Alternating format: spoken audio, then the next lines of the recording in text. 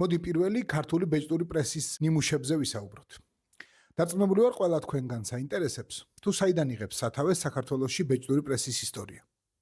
ეს 1819 წელია. საქართველოში გამოსულ პირველ გაზეთს საქართველოს გაზეთი ერქვა. ეს გაზეთი რუსეთის იმპერიის ოფიციალურ უწყებას წარმოადგენდა. სწორედ ამიტომ მასში ძირითადად რუსეთის იმპერიის სამეფო კარზე მიღებული გადაწყვეტილებები იბეჭდებოდა. გაზეთი რუსულ ენაზე იქმნებოდა, მხოლოდ ამის შემდეგ თარგმნიდნენ მას ქართულად. სწორედ ამიტომ გაზეთი საქართველოში პოპულარული არ აღმოჩნდა და ერთ წელიწადში მისი არსებობა შეწყდა. ამის შემდეგ 1828 წელს საქართველოში ახალი გაზეთი ჩნდება, რომელსაც თბილისის უწყებანი ეწოდება. ეს გაზეთიც მისი წინამორბედის მსგავსად რუსულად იქმნება და მხოლოდ ამის შემდეგ ითარგმნება ქართულად. თუმცა ეს გაზეთი ჩვენთვის მნიშვნელოვანია ერთი მთავარი დეტალის გამო.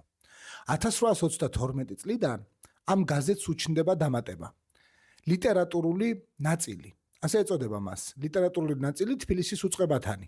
ლიტერატურული ნაწილის მთავარი რედაქტორი სოლომონ დოდაშვილი გახლავთ, ნიკოლოზ ბარათაშვილის მასწავლებელი და ქართველი ფილოსოფოსი.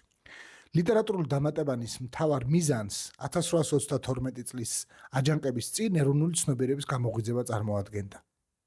რასაკვირველია, 1832 წლის აჯანყების მარცხით დასრულების შემდეგ გაზეთმა არსებობა შეწყვიტა. 1832-დან 1852 წლამდე საქართველოში მრავალი მცდელობა არსებობდა გაზეთის დაარსებისა. 1852 წელს კი ქართული კულტურისთვის უმნიშვნელოვანესი ჟურნალი ფუძნდება. გიორგი ერისთავის ცისკარი. გიორგი ერისთავის ხელში ამ ჟურნალმა მხოლოდ 2 წელიწადი იარსება 1852-53 წლებში. თუმცა მოგვიანებით 5 წლიანი წვეთის შემდეგ ჟურნალი 1857 წელს ხელახლა იბეჭდება. ამჯერად მისი რედაქტორი ივანე კერესელიძეა.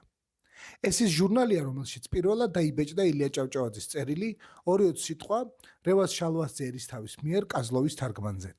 თუ ამ საკითხთან დაკავშირებით უფრო ვრცლად გაინტერესებთ ინფორმაცია, მე გირჩევთ უყუროთ საზოგადოებრივი მაუწყებლის მიერ გადაღებულ დოკუმენტურ სერიალს „ერი და პრესა“. მანამდე კი არ დაგავიწყდეთ ჩემი ვიდეოების მოწონება და გვერდის გამოწერა.